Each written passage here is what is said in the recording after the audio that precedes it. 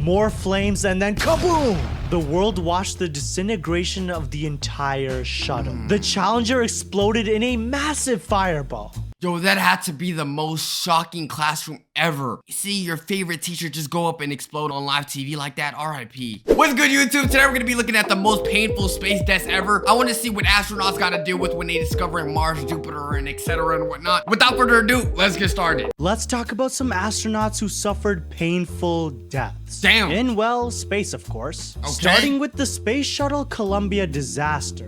This story is about a space shuttle that was supposed to return home safely, but instead became a disaster that burned the whole crew inside alive. Imagine being the family members waiting on the astronauts to come back, and then they see their own family members just pass away like that. That gotta be sad. Where their bodies then smashed into the ground. Yeah, let's rewind to January 16th, 2003. R.I.P. Columbia, the oldest space shuttle in NASA's fleet, is sitting on the launch pad at the Kennedy Space Center in Florida. The Okay. mission, a scientific research flight. 7 astronauts were ready to do 80 experiments in space. They say they wanted to study what happens to microbiological processes in the absence of gravity.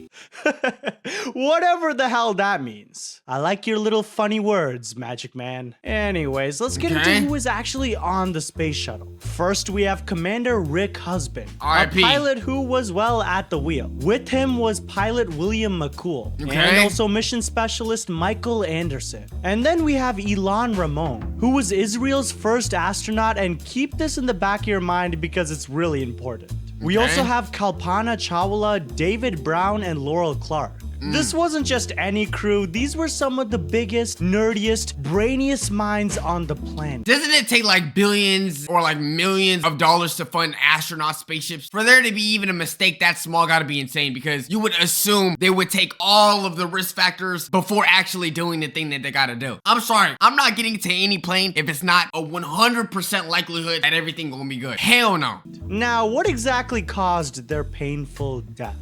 Okay. It has been months of prep work, training, and planning until it was finally go time. 10, 9, 8, 7, 6. Blah, blah, you get the goddamn point. You guys have ever seen a rocket take off? I don't need to explain it to you. Well, during this launch, a piece of foam insulation from the big orange fuel tank actually broke off and struck Columbia's left wing. Foam insulation? You're telling me foam is the reason for all of this? Let me see how that looks. This is the reason why they crashed? I'm sorry, I would assume this doesn't even matter. I can't even blame the people who built the building, because what is this? A bunch of foam? A bit of foam? What the hell, Boxhead? What? That's not a big deal. So you would think. But in the world of space travel, even the smallest inch can be a massive problem. Yes, size matters here. Now, here's the interesting part. NASA engineers actually did in fact notice this. They saw the footage of the foam hitting the wing, but here's the thing. They didn't think it was that big of a deal.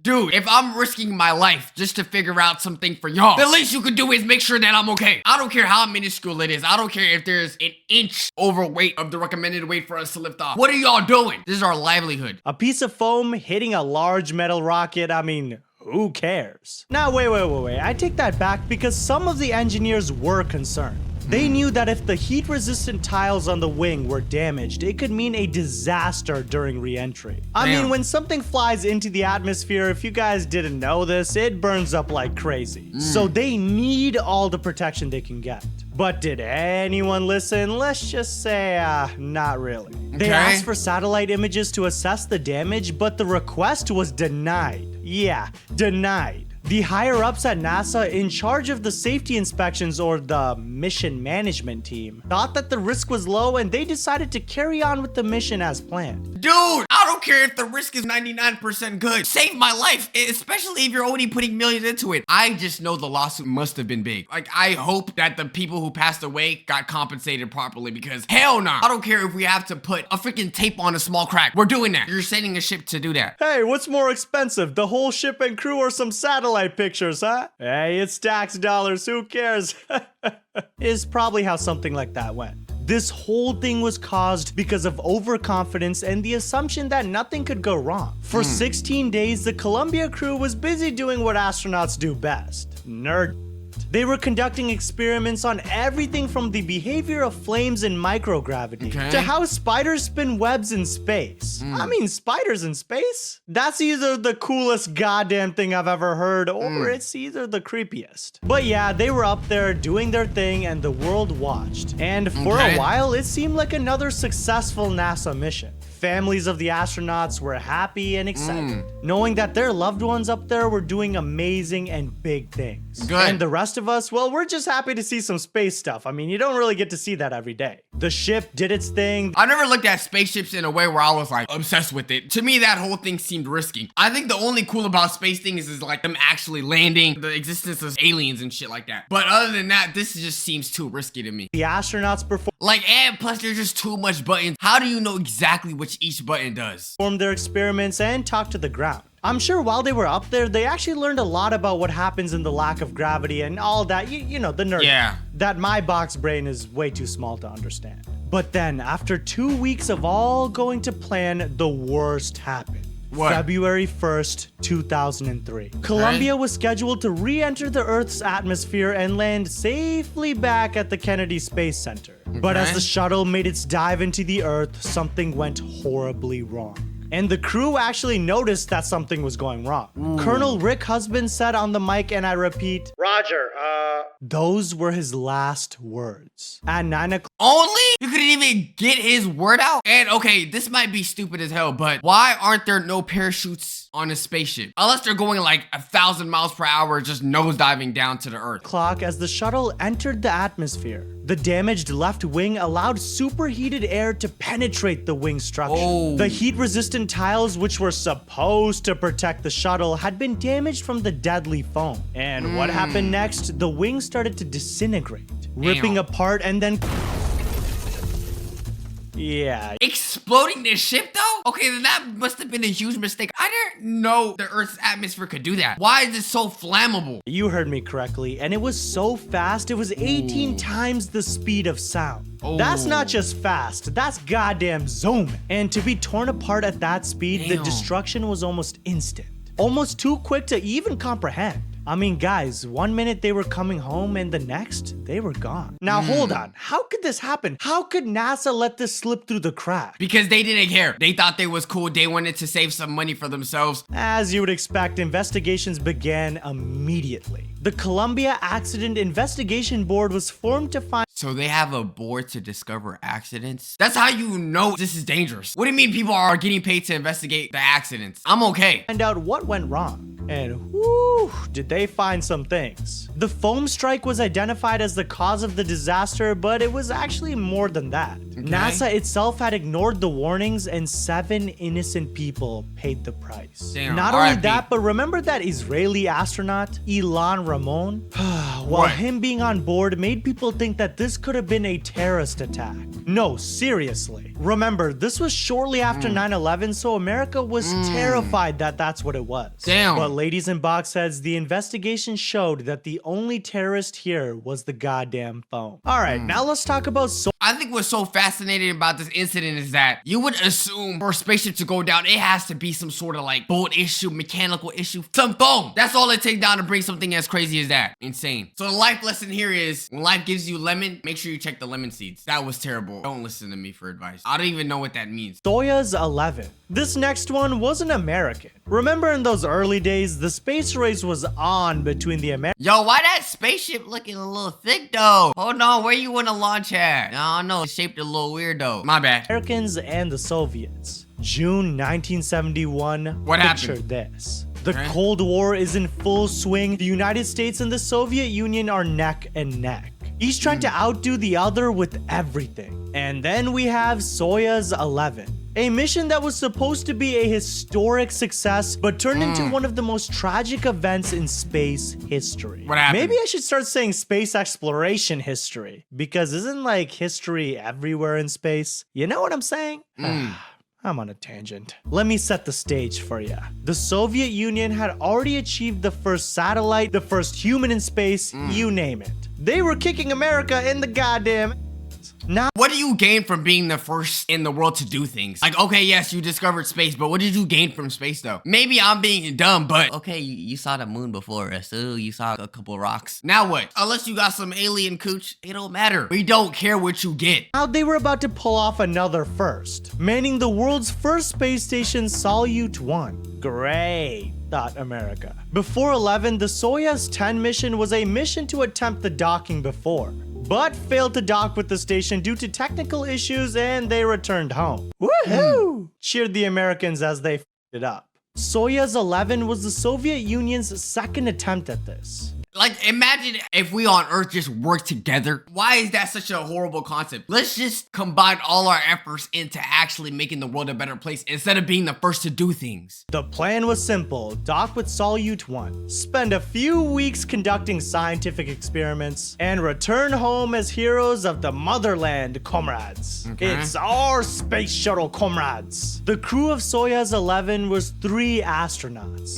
Commander Georgy Dobrovolsky. Only 3? They must have been intelligent. Did y'all spend so much on your budget on the spaceship that you could only put 3 people up? How does this work? Flight engineer Viktor Patsaya, and research engineer Vladislav Okay, my boy got the waves going right to left. Yo, that's a shame. Volkov. These guys were the cream of the crop, or the vodka So y'all don't even have like space helmets? Y'all spent so much money on a spaceship. We ain't investing in helmets? What is this? This is like some sort of like rugby cap. of the vodka? I don't really know what Russians do other than drink vodka. But then again, what does America do? I don't know. June 6th, 1971. Soyuz 11 approached the Salyut 1 station. They held their breath as they got closer. Tick, tock. Closer still. Don't The moment of explode it. truth. The astronauts adjusted the module and got closer. Click. They had successfully docked with Salyut 1. This was a Okay. huge win for the Soviets. The crew entered the space station and began their mission. For 23 days, they conducted experiments on what happens to bone density when people stay in space for a while. They Okay. watched the Earth from the orbit, measured sun wavelengths from space, and even broadcast Oh my, so that's what space does to you? It makes you lose your hair follicles? Oh hell no, I'm okay off of space. Instead of space, why don't we just discover the ocean more? I feel like there's so much undiscovered species down there. Y'all ever think we got like a megalodon still? This space is overrated. Let's be real. It's just gonna be nothing but threats. Until we're sure we know what space consists of, I'm not losing my hair. for live TV from space. I mean, imagine going live from a space station in 1971. That's actually fire. How do we make so much crazy evolutions back then and now we're kind of like stagnant? I've been seeing the most minuscule updates on iPhones. Like, come on, bruh. Can we start streaming from, I don't know, Jupiter? Like, can we start doing more cool stuff instead of going to war? Like a goddamn 1970s Twitch stream. Yeah, what's going on, chat? Today we're going to be doing a Let's Play of America in the space race. Thanks for the 3-month sub, Cuba. Really appreciate it. Anyways, things weren't really all that smooth. Salyut 1 had some serious issues. Technical malfunctions, problems with air quality, you goddamn name it. First was the failed docking of the Soyuz 10. Then, once the crew of 11 were on board, they started noticing a weird smell. On the station, the filters were malfunctioning and causing a strange smell throughout the station, which is Ooh. what they were smelling. More than that, the power supply kept going out, which was I mean, you guys are there for like 20 something days. Like, I think that's a little too much. A week should be good, but y'all are practically living there at that point. a constant issue with their experiments for measuring the sun's wavelengths. But the crew pushed on, determined to complete their mission. One thing the Russians are great at is pushing through some shitty goddamn conditions. Every country good. that's ever tried to invade them in the winter had a bad time. But then the time came to return home. June 29th, 1971. Soyuz 11 undocked from Salyut 1 and began its descension back to Earth. Everything seemed normal. The crew was calm, the spacecraft was functioning as expected, and the world was kicked back and watching from home. You know, watching them come back home. But then during re-entry, the most dangerous time besides takeoff actually, things went horribly wrong. A loud sucking noise is heard. That's the problem with spaceships. I feel like the whole thing needs to be sealed, and if just a teeny bit of oxygen or space, whatever space air goes through, you're cooked. And that's why I wouldn't do it. Air is rapidly sucked out. The men gasped for air. Come in, come in! Nothing. The rescue teams were on high alert and made their way to the module. What they found was absolutely horrifying. a cabin vent valve designed to equalize pressure when landing, which, by the way, don't worry, I didn't know what that was either, accidentally opened in the vacuum of space. Damn. Hey guys, you mind if I crack a window? God damn it, Jerry. In less Why would you do that? This is not like a BMW. This ain't a car that you could just crack open like that. than 30 seconds, all of the air in the capsule vented into space. 30? The astronauts, without their pressure suits, because, you know, no one expected the cabin to depressurize, were instantly exposed to the vacuum of space and died instantly. Now let's Damn, just pause 30 here for a seconds second. only? Imagine that, sitting in a spacecraft, thinking you're minutes away from home, and then poof, all the air is gone just like this. Wow. As Soyuz 11 descended through the atmosphere, ground control tried to make contact with the crew, but there was no response, just silence. The capsule landed in Kazakhstan, and recovery Damn. teams rushed over to open it. The rescue teams opened the door, it slowly opened. The rescue teams looked inside. Oh my great heavens, one probably said. It was horrible. All three. Well, yeah, I'd figure. But the fact that they still landed and the thing didn't explode, there's no reason why spaceships should be exploding and everybody dying. Because how did they come back down? Of the astronauts were dead. Strapped in their seats, their faces looked like frozen skeletons with their skin sucked to the bone. Damn. With obviously signs of suffocation from space. The Soviet Union was devastated. The loss of the astronauts was a R.I.P. blow not to just the space program, but to the nation as a whole. But Bach says, seriously, these Yeah, like how did that land and not explode? guys gave their lives for the advancement of human knowledge, R.I.P. so to me, they're heroes. And again, most of us watching this video probably sit around on our couch and eat glue. These men are goddamn heroes. Wait, who eats glue? I mean, chips, yeah, glue? Who are you referencing? Okay, now I've been bashing NASA a little bit too much in this video, but hold on, what if I told you they misled us into believing Earth is the only planet capable of having life on it? And that it might not be true. Because scientists have recently uncovered a misunderstanding about Uranus. Okay. What misunderstanding you? No, thank you. I don't think you can live down there. It's preserved for other things. Wait, pause. But I'm sorry. One thing about me, I would not live in a planet called Uranus. Yo, who called Uranus Uranus? Like, you would have to be bored when making that name. We couldn't have called it something else like Red Planet or something. We have the dumbest scientific names for everything, but you wouldn't call Uranus Uranus. Okay. Whoever that was, they were a freak. You may ask? Well, apparently new analysis indicates that Uranus and its 5 largest moons may not be dead worlds, suggesting the potential for life. Now you're probably thinking, how the hell do I know if I'm getting the full picture and there might actually be life on a different planet in our solar system? Because come on, we all know some news articles from some companies, CNN, can lie and manipulate the True. truth or simply leave out True. really important information True. about what's really going on in the world. I feel like one thing about the internet that I rock with now is that, like, before it used to be just the TV that was telling you information, but now we can low-key kind of just gravitate towards what we believe in, just finding the whole thing out. Now, I'm gonna be living in Uranus. And no, I'm not talking about the planet. To serve their own agendas. Which, by the way, is why Bach says I always think that you should be cross-checking the information you read with other sources, just to make sure it's not a whole lot of baloney. Now let's talk about the Challenger explosion. January 28th, R.I.P. 1986. Another group of American astronauts would die horribly. And on live TV, a day that many of our parents Damn. probably still remember. All of a bit too well.